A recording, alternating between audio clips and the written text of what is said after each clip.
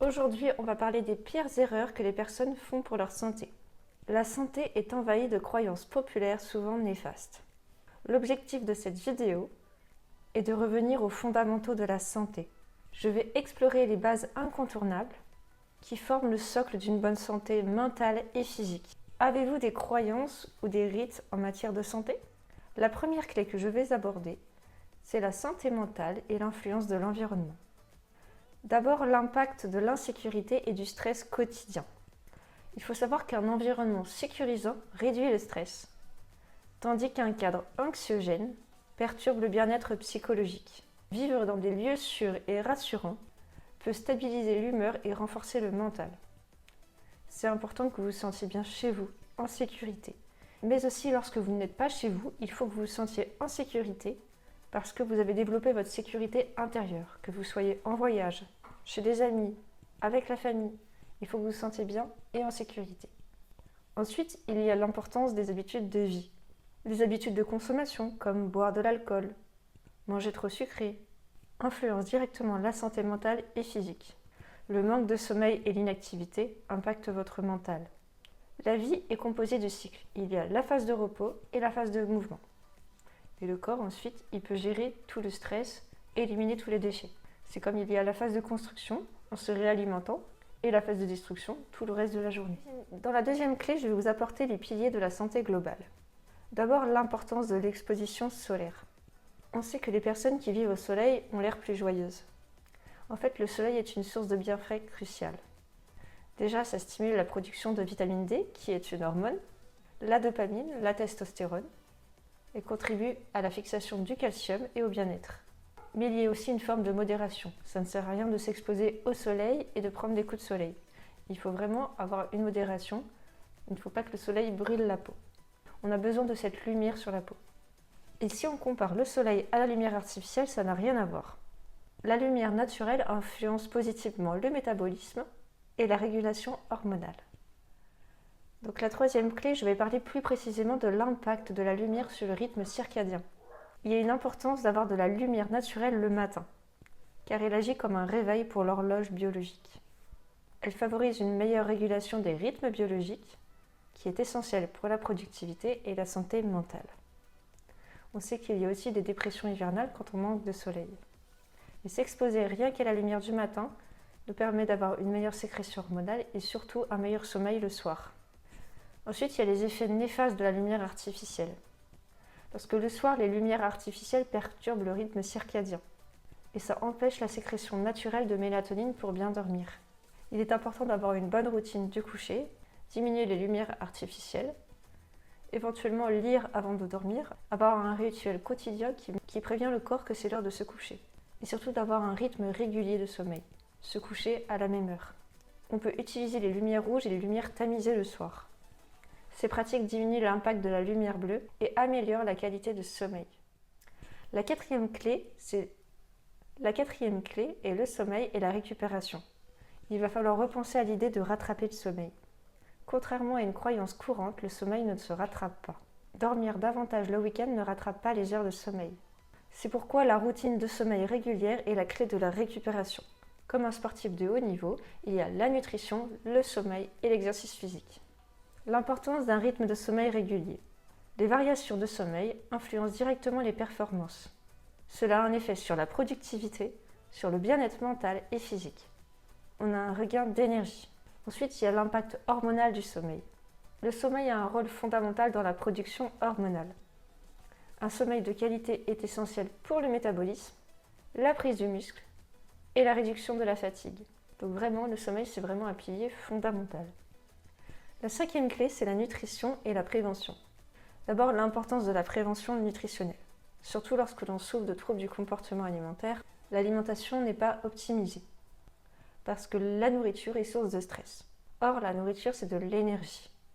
Les compléments alimentaires sont utilisés en cas de prévention et pour corriger les carences. Les carences les plus fréquentes sont celles du magnésium, de la vitamine D, qui peuvent affaiblir le corps. Attention aux aliments industriels faussement enrichis en vitamines qui ne sont pas assimilables. Il vaut mieux manger des aliments bruts, frais, de saison et qui vous font plaisir. La sixième clé, l'alimentation équilibrée et les mythes alimentaires. L'importance des glucides le soir. Les glucides consommés le soir facilitent la production de mélatonine. Et les glucides donc favorisent le sommeil.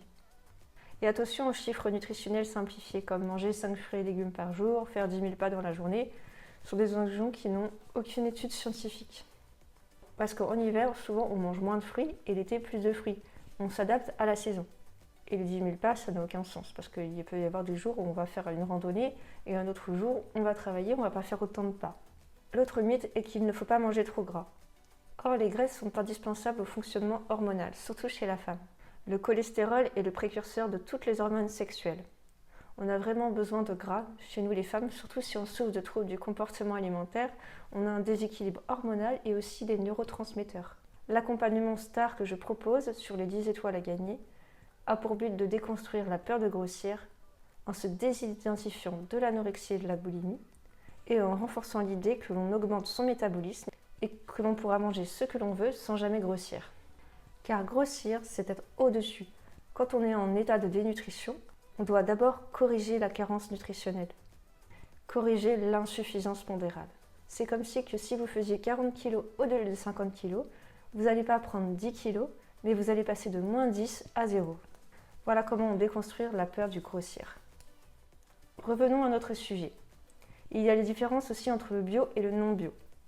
Les apports nutritionnels peuvent être vraiment différents. Il vaut mieux privilégier la qualité à la quantité. Et ensuite, il faut mieux éviter le marketing santé, car le 0 calorie est trompeur. On enlève les bonnes graisses avec toutes les bonnes vitamines liposolubles ADOK et on le remplace par des gommes synthétiques ou des amidons de maïs qui n'apportent aucun nutriment. Et donc là, c'est vraiment délétère pour la santé. Le corps croit que vous lui apportez de l'énergie et il est trompé, donc il vous fait manger beaucoup plus après. Donc évitez les produits light. La clé numéro 8, les habitudes alimentaires et habitudes de consommation. Les repas et les rythmes alimentaires. Les besoins alimentaires varient selon les individus. On a chacun son rythme. On a le 3 repas par jour, mais il y a des personnes qui ont une digestion plus ou moins longue. Il va falloir l'adapter. C'est ce que je fais grâce à mon questionnaire poussé dans mon accompagnement. Ensuite, il y a l'impact du café. Le café, idéalement consommé après le pic de cortisol le matin, a des bienfaits et a des limites. Il faut éviter de le prendre en se réveillant. Et bien sûr, modérer la consommation. Les siestes et le repos. Les siestes et le repos aident à recharger l'énergie et à optimiser la productivité. C'est important d'utiliser des pauses dans la journée car on est plus productif après. Idéalement, toutes les heures, faire une petite pause. La clé numéro 9, les effets du vieillissement et du métabolisme sur la santé. Prendre de l'âge tout en maintenant son poids. L'activité physique doit être adaptée à toutes les étapes de la vie et à ce que l'on aime pratiquer. Ça, c'est très important, le plaisir avant tout. On va lutter contre la perte de masse musculaire en faisant du renforcement musculaire. Et enfin, la santé mentale et les habitudes de vie. Les habitudes alimentaires évoluent au cours de la vie, les goûts aussi. Il faut maintenir des bonnes habitudes pour une bonne santé mentale. C'est pour ça qu'on peut se faire accompagner à n'importe quel âge de la vie, car on évolue toujours. La clé numéro 10, les mythes sur la récupération et l'inflammation. Utilisation des bains de glace et haute technique de récupération. Les bains de glace ne sont pas une solution miracle pour la récupération. Elle peut servir en cas d'inflammation aiguë. Il y a aussi des compléments anti-inflammatoires qui ont une réaction après le sport. La clé numéro 11, les abdominaux et la réduction de masse grasse. Quelles sont les mythes à ce sujet? Il y a le mythe des abdominaux pour un ventre plat. Travailler les abdominaux n'est pas suffisant pour avoir un ventre plat. D'ailleurs, c'est la respiration profonde qui vous gagne vraiment. La perte de masse grasse se fait globalement et pas à un seul endroit du corps. L'autre mythe, c'est l'exercice d'endurance pour brûler des calories. Il faut savoir que le sport est bon pour votre santé mentale, mais pratiquer à outrance, il augmente le cortisol et augmente l'appétit. Donc il est contre-productif pour les personnes qui veulent perdre du poids. Pour conclure, il n'y a rien de vrai, rien de faux. Tout est adapté à l'individu et c'est pour ça que l'accompagnement personnalisé est la seule vérité. Car sur Internet, on trouve tout et son contraire. Si tu souhaites aller plus loin et tu es réellement déterminé à atteindre ton objectif physique et mental, que tu souffres de troubles du comportement alimentaire et que tu as peur de grossir, je serais ravie de pouvoir t'aider. Pour cela, il te suffit de prendre un rendez-vous dans le Calendly que je mettrai dans la description de la vidéo. N'hésite pas à liker et à partager cette vidéo et je vous dis à bientôt.